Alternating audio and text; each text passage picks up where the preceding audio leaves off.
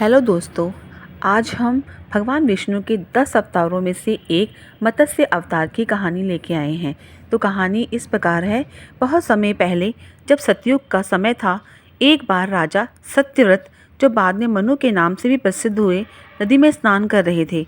जब वे अपने हाथों से अर्घ दे रहे थे, तभी उनके हाथों में एक छोटी सी मछली आ गई। वह मछली बोली, हे राजन, मुझे बचा लीजिए, वरना बड़ी मछलियाँ मुझे खा जाएंगी। राजा सत्यव्रत मछली की बात सुन के दयालु भाव से बोले, ठीक है, मैं तुम्हें अपने कमंडल में रख लेता हूँ। मछली कुछ ही समय वह छोटी मछली इतनी बड़ी हो गई कि कमंडल में नहीं समा रही थी। राजा ने उसे एक बड़े घड़े में डाला, लेकिन मछली और बड़ी हो गई। राजा ने फिर उसे सरोवर में छोड़ा, पर वह वहाँ भी विशाल हो गई। अंत में राजा ने उसे समुद्र में डाल दिया।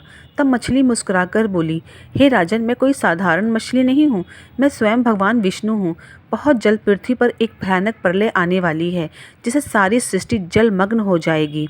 भगवान विष्णु ने मनु को आदेश दिया, तुम एक विशाल नौका बनवाओ और उसमें 7 ऋषियों, औषधियों, बीजों और सभी जीवों के जोड़ों को रखो। जब जल प्रलय आरंभ हो, तब मैं मत्स्य रूप में प्रकट होकर उस नौका की रक्षा करूँगा।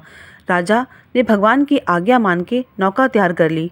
कुछ ही समय में भयंकर वर्षा शुरू हुई और सारा संसार पानी से भर गया। मनु ने नौका को जल में प्रवाहित किया। तभी समुद्र में एक विशाल स्वर्णिम मछली प्रकट हुई, जिसके सींग पर नौका को बांध दिया गया। भगवान विष्णु ने उस रूप में प्रलय में जल नौका को सुरक्षित मार्ग दिखाया। वे समुद्र में तैरते हुए सप्त ऋषियों और जीवों की रक्षा करते रहे।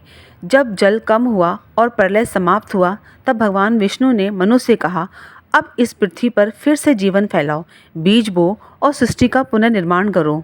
इस प्रकार भगवान विष्णु के मत्स्य अवतार ने संपूर्ण सृष्टि को विनाश से बचाया। संकट के समय ईश्वर सदा अपने भक्तों की रक्षा करते हैं। करुणा और दया का भाव हमेशा रखना चाहिए। हर अंत के बाद एक नई शुरुआत होती है। अगर मेरी ये कहानी आपको पसंद आई है तो मेरे चैनल को लाइक करें, शेयर करें, सब्सक्राइब करें। Thank you.